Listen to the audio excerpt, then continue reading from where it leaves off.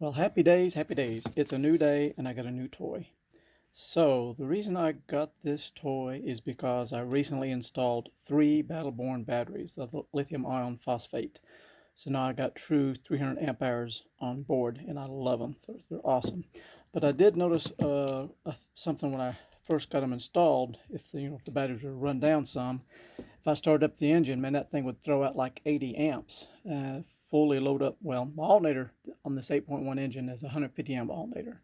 But I've noticed it can throw out at least 85 amperes or so into the lithium ion battery bank.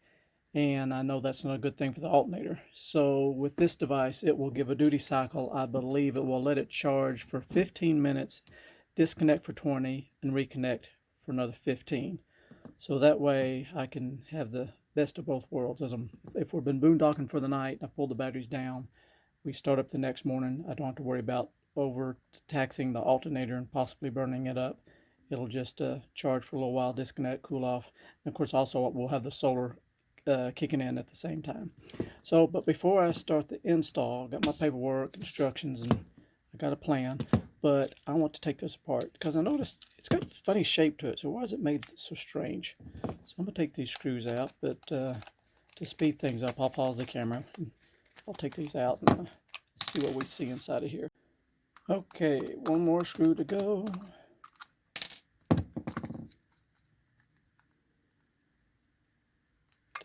Looky there, we got pieces, parts. Okay, we got a electromagnetic ratchet, looks like some sort of thing. Okay, get this out of here. That's cool. We got a little disc. All right, so that's what makes our connection. That's pretty cool. All right, we got some circuitry in there. Come out, get out of the way. Oh, all right. All right, so I understand a little bit more about how it works now. So like I said, boy, it's got a lot of circuitry. Look at all that stuff in there. So I guess all that's monitoring, both batteries, what's going on, their state of charge, so it knows what to do as far as which way to, connect the batteries or to disconnect. So you see how that little disc, it's got those little tits on it.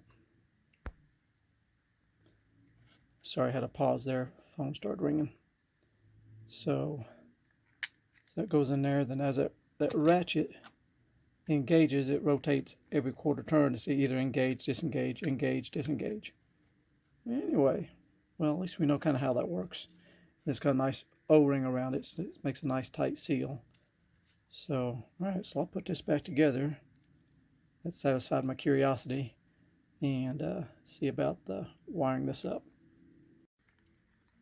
Okay, a little bonus before I put the cover on there, let's kind of show you how it works. So when it's together, get if I can get some good light here. Here we go. So when it's called, it pulls way if I can get it, turn it right. Well, now I'll get everything all out of alignment. Blah, blah, blah, blah. How do I do that?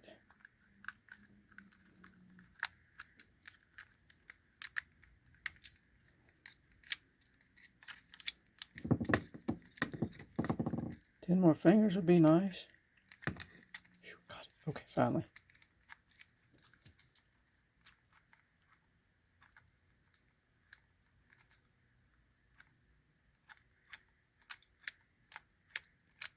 So that's kind of how it works. On, off, on, off.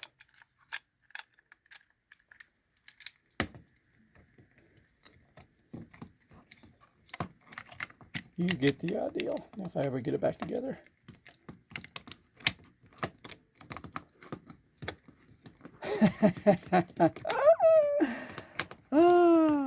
Patience, my love. Patience. Come on, baby. Don't let it whip you. Don't let it whip you. You can do it. Okay. Got that there. All right. Okay. Okay. Now. Ta-da. All right. I think we got it. it don't work, we'll know why. All right, there we go.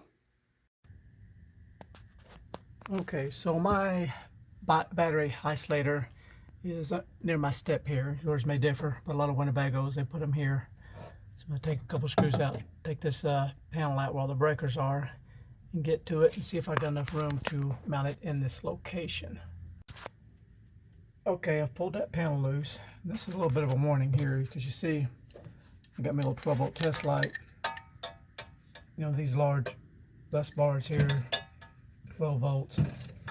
You know, if this thing bumps around and hits the ground, you ain't gonna like it. You're gonna have fireworks, sparks be flying everywhere. I mean, it won't kill you or anything, but it'll make your heart palpitate. So be mindful of where this lays, where all these wires are. Make sure they're not going to be jostled around and touch the ground anywhere.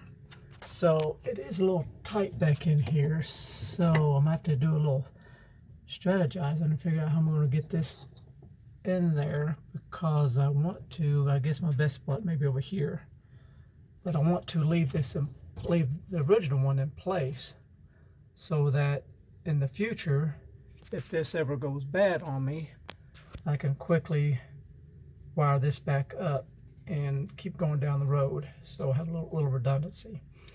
So anyway, so let me do a little strategizing and see what I can come up with. Okay, I thought I'd try to describe what these things do. I know it can be scary. Look at all these wires and oh my God, what does what? I'm going to get electrocuted. This is all 12-volt stuff, so you don't have to worry about that. But you need to be careful. But they can be a source of problems. I had a scenario once upon a time. We was driving down the road and I noticed the house batteries were not being charged up. They was going dead as we was driving down the road. The wife was running the laptop and the laptop died, and I said, well, that shouldn't be. And I got to doing some troubleshooting. It turned out that my solenoid here was bad.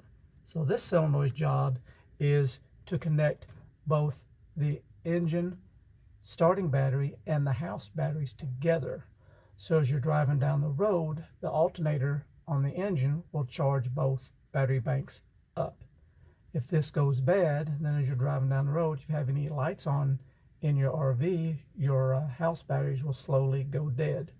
And I had mine, when it failed, it was a little bit strange because it would click. You know, when you would send 12 volts to this terminal, it would actually click, but inside it wouldn't make connection. So that's something to keep in mind. Just because these click, you can't assume that it's good. In fact, I think I'll put a date on there. Yeah, 5/13/14 is when I replaced that in 2014. It's been working fine ever since. But sometimes those little discs can get burnt and it won't make the connection. So let me show you what battery bank is what. So we got, let me give you a little pointer here. All right, so, okay, BB. So that's my battle-born battery bank. You see it's hot. On this side is another big heavy wire. That is the battery cable, the positive going to the engine starting battery. So when you turn the key on, this terminal goes hot. See, right now it's not lighting up. There's no current on it. So at the moment, the house batteries and the engine starting batteries are isolated from one another. They're not connected. But soon, if I walked up there up front and turned on the ignition key, this terminal would go hot and connect the two banks together. And then that way, so when you start your engine up, the alternator on the engine will now be charging up both battery banks. So that gives you an idea of what this solenoid does. Now this other one does something completely different. It's for storage. So when you put your RV away for storage and you don't want to come back to dead house batteries, that's where, because you can see, remember, this is the house battery bank right here, and it's got just a jumper. It jumps over and feeds the solenoid. At the moment, it passes through and goes straight to the house. See, when I touch that wire, it's hot. So it's passing straight through, feeding everything in the house, all the fans, 12-volt lights and everything. So, but when I push this button right over here, you hear a big click. See, auxiliary battery off. Okay, and the lights just went out. Everything 12-volt in RV is now off. And you see now, when I touch it, we have nothing.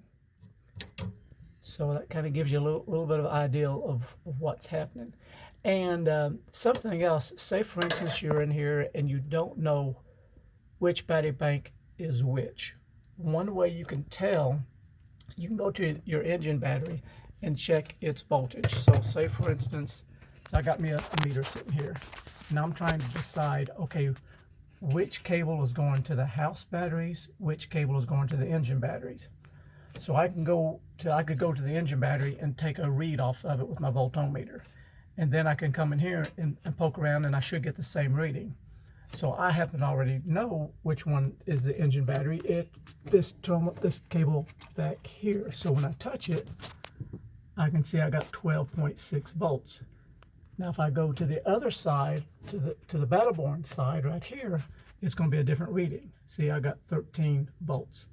So that's a little way you can cheat to find out which battery bank is where, by taking the reading off the battery individually and then going here and matching up the same numbers. So that might be a little shortcut for you. So, oh yeah, there's one more thing before I get too far. I was going to give an example of how much amps this thing can throw out. Okay, let me show you my battery bank condition. Okay, I got 12.7 on the engine starting battery. House batteries, my 3 battle-borns, it's sitting at 3.1, but they're at 68%. I left the lights on for a day or so to pull them down some just for this test. So let's start the engine and see how many amps I'll throw in there.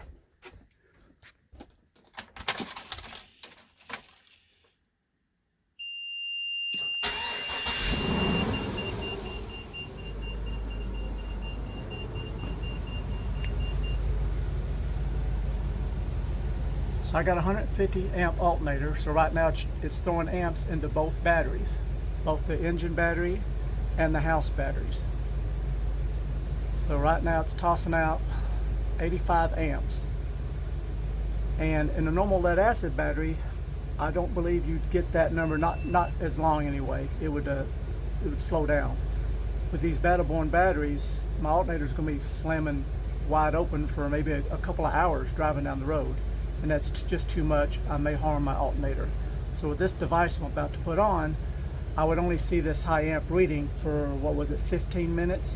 And then it would drop down, it would shut off for 20 minutes, and then kick back on for another 15 until it got satisfied. It got the voltage reading it was looking for, then it would finally stop sending power its way. Something else is pretty cool. So like on a sunny day, because I've also got solar panels, and I have a, I think it's a 60 amp solar charger. So if I'm on a sunny day, I can throw in, you know, I've seen as much as like 125, 130 amps going into my batteries if I start the engine and have solar, or if I start the generator. That's another way that even does more. I think I've seen 140 amps going into the batteries if I have the engine running and run the generator at the same time. That's so great about these battle-born batteries, or lithium iron phosphate batteries, is they recharge so quick. So if it's a cloudy day, you got no sun, start the engine, start the generator together. They're going to take those batteries back up really fast. Well, I've decided on my location. I think I'm going to put her right in there, and about ready to. I've found me these self-tapping Phillips head screws, so it'll make its own threads. That'll work out pretty good for me because you don't have much room, no room for a socket or anything. Phillips is about the only way to go with. But before I do that, because I'm going to be poking a hole through that, I'm going to look on the back side to see what's behind there. I don't know, you know, when you do stuff like this, you never know what's on the back side of something. You know, it could be a fuel line or water wire or something. So let me go take a peek. Well, I tried to do the right thing by going on the back side and seeing what those screws are going to be going into, but it turns out I cannot, because that's actually, you see here's the floor. Those screws are actually going into the basement area. And there's really just no easy access to see there.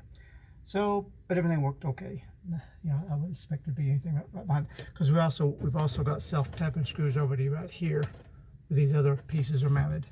So I'm pretty sure they left that area pretty empty. So I got that mounted. Now I got to see about getting some wiring in place. Okay, a little bit more information about this battery isolator. how important it is, because it helps you in both ways, because at times you want your batteries connected and at times you do not. So say for instance you're been at a campground and you've been there for a couple of weeks. Well, while you're at the campground, you're plugged up to shore power, and your house batteries, which is over here, will be continuously charged up by your onboard charger, because you're plugged up to the shore power, so you don't have to worry about it. So that will always be hot while you're plugged up. But during that same time, your engine battery on this side is not getting a charge, because while you're plugged up, there's no power going to this solenoid, so they're not connected in any way. So what can happen a lot of times, after you sit there for a month, you go to start up and leave, and your engine battery is completely dead, even though you're plugged up to shore power. Now, a way that I got around this problem, because this used to be happening to me all the time, is I added a trickle charger. Right here it is, actually. And I added this receptacle. This receptacle even ties into my inverter, so that even if I'm on solar power, this is also powered. So regardless if I'm shore power or solar power, this always has 120 volts. It's always powering the trickle charger battery tender, and it's always keeping my engine starting battery topped up, because that would happen to me a lot. I would just, even with the solar system, I'd park the RV in the driveway, and with the solar power, it was keeping the house batteries all charged up. When I go to start the RV 2 weeks later, battery be dead from just parasitic draws. But after adding this, that took care of it. But I believe with this new device, this won't be needed any longer. So I'll be testing that a little bit further. I think the way it's designed, whichever battery is low, it will automatically sense it, make the connection, and so it'll stay maintained that way. So anyway, that's why that little device is also important. Is, so say for instance, like I was talking about, when you go to leave the campground, 30 days later, your engine batteries are dead. You push your battery boost on the dashboard, like Winnebago's have, and I'm assuming other brands do also. You push that button, it makes a connection, and you're tying both battery banks together, and you can start your engine, and off you go. So important little device, and important to know where it's at and how it works, so you can troubleshoot it if you ever have any problems in the future. Like I said, I already had to replace mine once. Okay, well, it's time to start unhooking wires. Of course, before I do that, I got to unhook batteries, because those big heavy wires, I don't want no sparks. And you may have noticed, if you've got a Winnebago, normally we have a whole bunch of batteries in here. Well, you notice I am battery free, because I have moved my batteries in here. It don't look like it, but actually there's 3 Battleborn batteries bolted together in a rack going up inside there. And then I got my engine starting battery here. Of course, I've got vents coming off of it, and you see they're going outside, so it's vented. So that way the Battleborn batteries are in the basement area where they stay warm. And then you can see I got all my fuses and all my wires run, DC shot, all that good stuff. So now I'm going to unhook both the engine battery and the Battleborns, so there's no current floating around, and I can start unhooking wires and have no sparks. And just for safety's sake, after you unhook your batteries, double check, make sure everything is off. No power to nothing. So we don't want any surprises. So all that is good. So now I'll start unbolting a few things. Okay, so remember, I'm going to leave the old battery isolator installed, so I have some redundancy if I ever need to. Now, most RVs you're only going to have one wire, the ignition wire, but I've got 2, because I have I've installed an on-end generator auto start, and this is part of that system, so it has to be there. So it looks like my wire should reach, and this is off the ignition switch. Alright, so I'll tidy those wires up and get that snugged up. Alright, so now the engine starting battery is now connected. So what I've done, and I've added a jumper, because remember, now this here is just acting like a dumb terminal. It's not going to be doing anything in the future. So I've jumped this big heavy wire off, kind of goes underneath all these wires, comes up, goes to the chassis side on the new battery isolator. And my next goal now is to try to get another cable to jump from this terminal over to the coach side, the house batteries, because you can see I got a lot of threads left on this one. I got no threads left on that lug, so I have to choose this one, and it's going to be tight to get to, so I'm going to have to work with it and get that negotiated and turned and twisted in place. Okay, so I got that cable installed. It went pretty smooth for me. It's connected to the coach batteries, house batteries, comes down under and connects right over here. So I've got that done. Now, one thing I lack is a good ground. So now went into my box of wires. I'd always keep a jump box of wires. Look what I found, a perfect little ground strap. Terminal's already on there. So I'm gonna get that mounted, get it grounded well, and we'll be able to hook the power back up and see what happens. Okay, and I'm going to explain a little bit, again, how this thing works. And I did some testing to confirm this.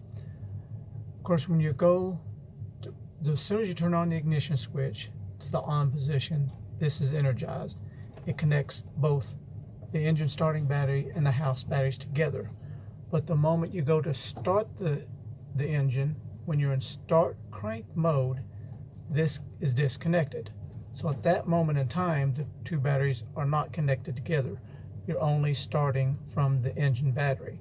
But that's where our little boost button on our Winnebagos, we got a battery boost button on the dashboard up there.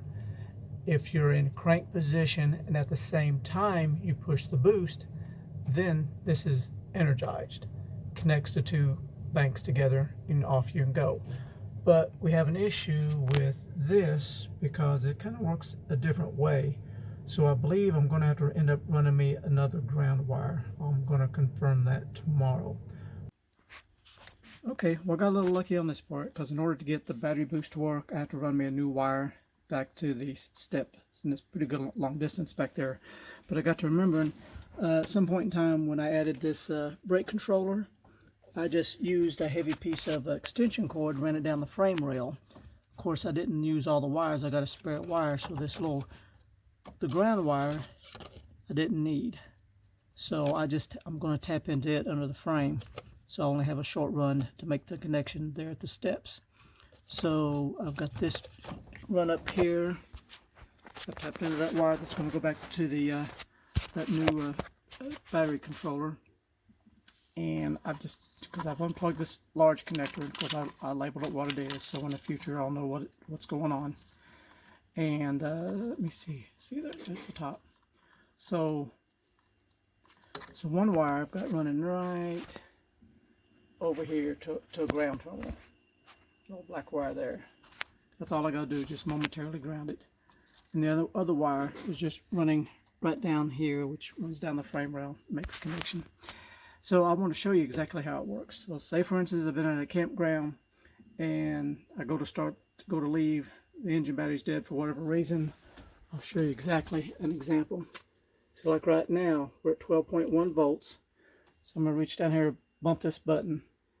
So as soon as I bump it, you'll notice it'll connect. Okay, so now it's connected to the house batteries. You can see the battery had jumped up to 12.8 volts. Because the house batteries are low also. I've been experimenting with everything. And then it'll sit there and hold for a while. And then it finally disconnects. There it goes. So it disconnects. So it gives you plenty enough time to give it a try and get yourself started and going. So I'm going to tidy up my wires, get all this put away, snap back in place. And this project will almost be over. So I had a little luck because like I mentioned earlier, that this wire right here, that's a heavy-duty extension cord that I ran years ago to power my auxiliary brakes on a trailer that we used to trailer a car, and I had to run some wires back to the back for that, and I just used a 3-conductor extension cord, and so that left me with an extra wire that I wasn't using. So I've just tapped into it, and I've got it coming across the frame rail here, zip tied in place, and going right up inside of the battery box area where I can tap in to, that way that with this, when I push the battery boost button, it goes to ground and it will engage it and connect both batteries together.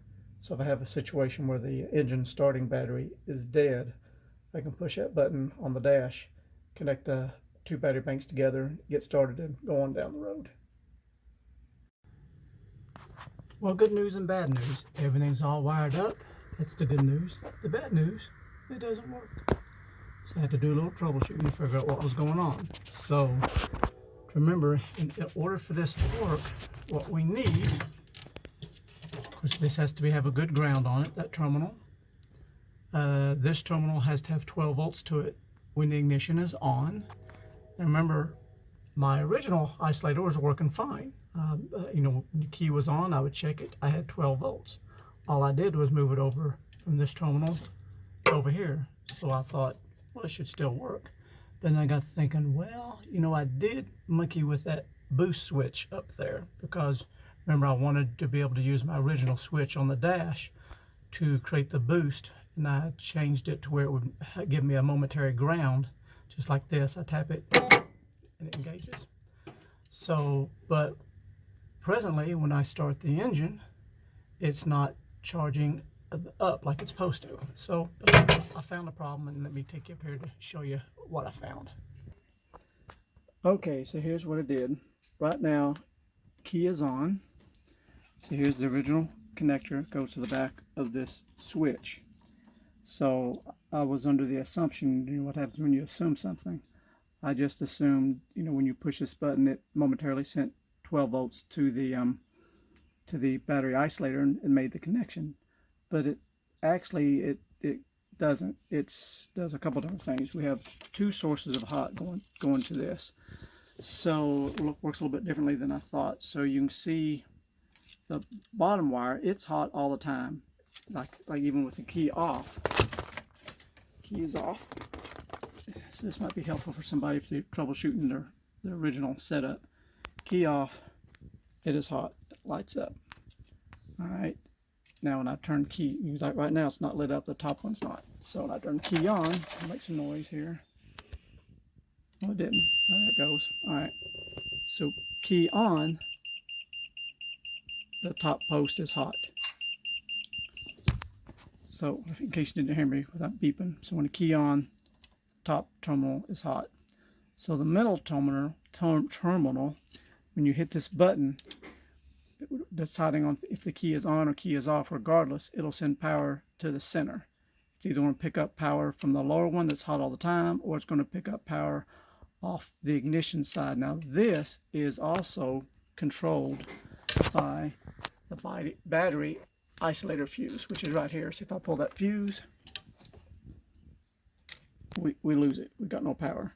So in case you don't know, if your original battery isolator is not working, you're not getting your battery boost is not working, check this fuse because it's not labeled. I had to figure this out in the past and label the goofy thing. So in order to retain my switch the way I want to, because remember I got this one grounded. When I tap it, it makes it engage. I have to supply power when key is on. So I just made me a little jumper. So I'm going to put this jumper right here. So when I turn key on, key on is going to flow through the fuse, through my jumper, out the yellow wire, back to the new battery isolator, applying 12 volts when key is on, making it satisfied so it will in turn send the power to the correct battery bank as needed. So I'll put my jumper on there. Okay, so see, I got my jumper installed, and I add me a little note here what it's for: battery boost, jumper for a new battery isolator. So I'll tuck that back out of the way. And so now I'm going to put this back in here like it's supposed to be. Now we can do some real testing. Okay, this will be test one because our house batteries are below 13.3 volts. When I start the engine, it should connect and start charging the house batteries. So let's look at our numbers again. So, okay, house batteries are down to 12.8. Down to 21%, pretty low. I don't know if I've ever seen it that low before. And let's go to, okay, the engine battery. So I'm gonna go start the engine. And right now we're pulling 6 amps. I'm gonna start the engine and we should see about 80 or something amps cranking in there. Almost got this wrapped up.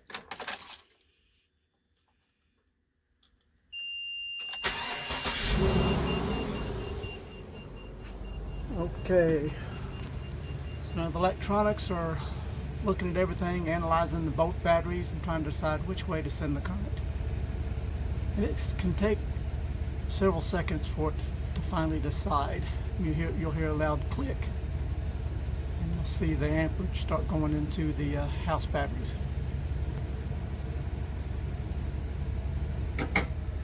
There she goes. Now it took a while. I'm going to edit this so you don't sit here and watch that gauge, but it took a good 60 seconds before it decided to connect.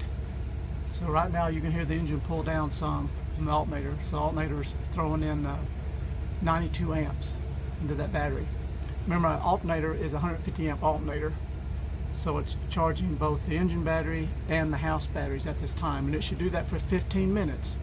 So I'm going to make a note on what time it is, and after 15 minutes it should disengage, and then we'll go on to the next test.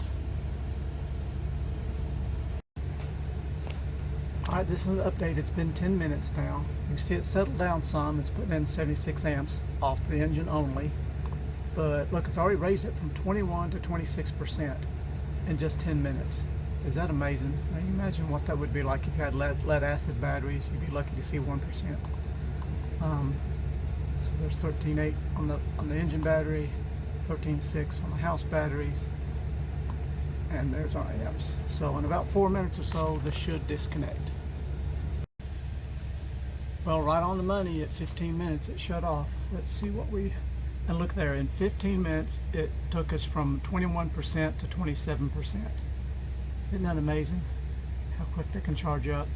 So I'm gonna let this cool off, and then I'm gonna do another test. So the next test I thought I'll try, I'm gonna start the engine and run the generator, both at the same time.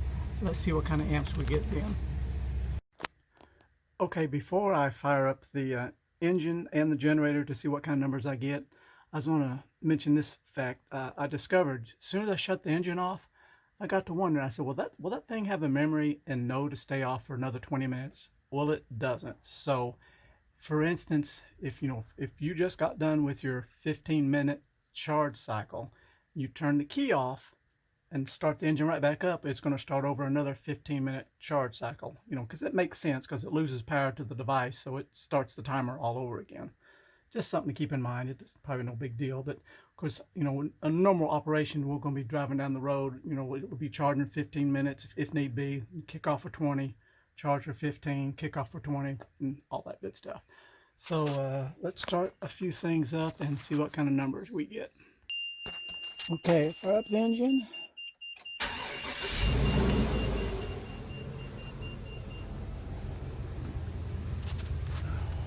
Wait for it to click. Once it clicks over, we will fire up the generator. I don't guess we need to wait. And go ahead and start it up here. Where is...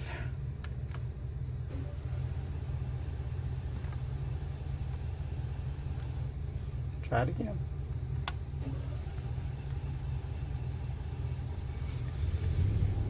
There she goes. All right. Give it a minute for the transfer switch to click over.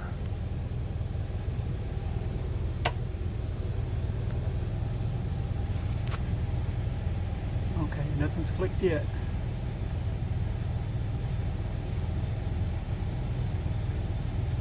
Any day now. We're all waiting.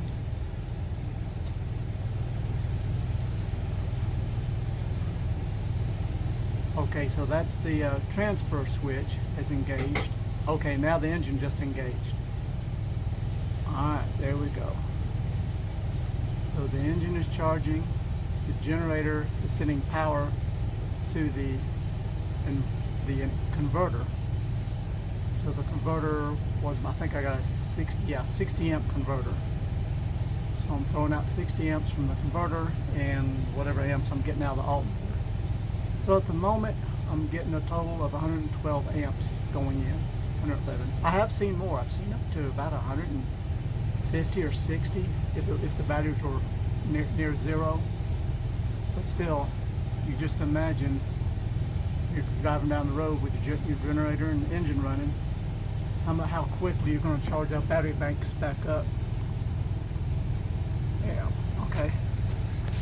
That should conclude that test. Okay, and another food for thought. I was wondering about this. Because these Battle-Born batteries charge up so quick, you know, if you wanted to get your toe into boondocking a little bit and didn't want to spend a whole lot of money, of course the batteries are going to be expensive, but if you start out with the batteries, you could really maybe forego the solar power for a little while. Because if you got just the batteries and use your engine off your alternator and your current inverter charger, you know, you can quickly bring your batteries back up for the next day by running them both, if you can't really afford to do the whole package at one time. And of course, I know they make those, you know, solar panels, those portable ones. It's fairly cheap now too. So something to think about if you wanted to do it in stages. Okay, so now I'm going to plug up the shore power, and we're going to see what happens with that. Okay, so I've just plugged up to shore power, and I'm waiting for my switch to click over. Okay, I think it just did. Oh, let me go on my amps. I'm in the wrong spot here. There we go. Okay, so my 60 amp charge controller is throwing in 56 amps, pretty good. So what I'm going to do for the final test on this thing, well, make sure it can trickle back to the engine battery. So at the moment, what's our numbers? 13.3, 13.5. So it'll probably take take a few hours to get it up to 100%. So once I get my batteries up to 100%, I will purposely drain the engine battery down some and confirm that the shore power, that's what I'm saying. I want to confirm that shore power will now keep and maintain both the house batteries and the engine battery like it's supposed to. I think it will, but I like to be for sure. Test, well, no, it's not testing. Test, verify, trust, but verify. Okay, so maybe this should be my last test. All right, we got you see the meter there. So the house batteries at this moment are 13.84 volts. The engine starting battery is 12.73. Now I've got I'll try to force this to engage because I got me a battery load tester here. So I'm going to flip that switch. This thing's going to heat up. It's going to drop the voltage down on the engine starting battery. So let me check this again. So the engine starting battery is 12.7. You can see the house batteries are 13.84. So according to this, if it drops below 12.5, I believe, that's when it should connect. And then that way, if we're plugged up to shore power, it will then charge up the engine battery. So it'll go both ways. So let me see if I can wedge that in there. I don't know if I can or not. I'll just listen for the click. Anyway, we know we got 12.75. All right, hit the load tester here. Where's the switch? Okay, I've got it testing, loading it up right now. See what happens.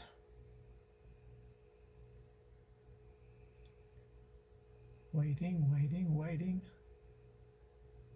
I feel it heating up.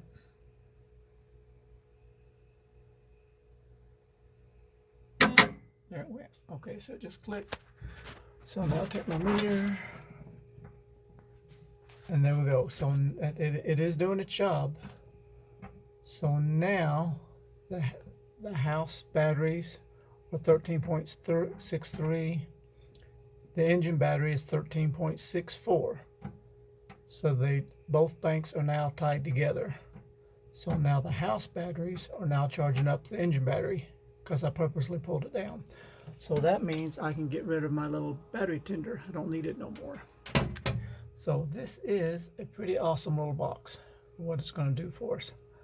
So I think I'm about out of test. I don't know what else I can do. But I do like how this is going to work out for me. Kind of remember how I left my old disconnect in here. So kind of get my big hand out of the way. So for redundancy, if this was to ever fail or give me trouble, all I gotta do is remove this small wire, take it off, put it back over here and I can tie it back to where it used to be. So, all right, let's button things up. Okay, and then one more, of course, I can also show you all my trimetric. See the house batteries are 13.7. The engine battery is also 13.7, so they're both tied together. And according to the instructions, this will stay connected for 1 hour, then disconnect. And if the voltage is still below 12.2 volts, let me make sure that, no, 12.5 volts. If it's still below 12.5 volts, it will then reconnect and charge for another hour and keep doing that until it's satisfied. So, and you can see here, my amps have dropped off. We're about full, up to 93%. And it's only been charging a little over 3 hours on shore power. Well, all is done. Got the cover back on. I guess I'll wrap this up. Sorry this video ran a lot longer than I thought it was going to run, but I kind of enjoyed picking things apart and figuring out exactly how they work and do some troubleshooting. But it's going to be great. Now I can drive down the road with confidence. I don't have to worry about overtaxing my alternator, causing any short in its life or causing any damage to it. So hopefully you can protect your alternator too after watching this video. Thanks for watching and have a great day. See you, bye.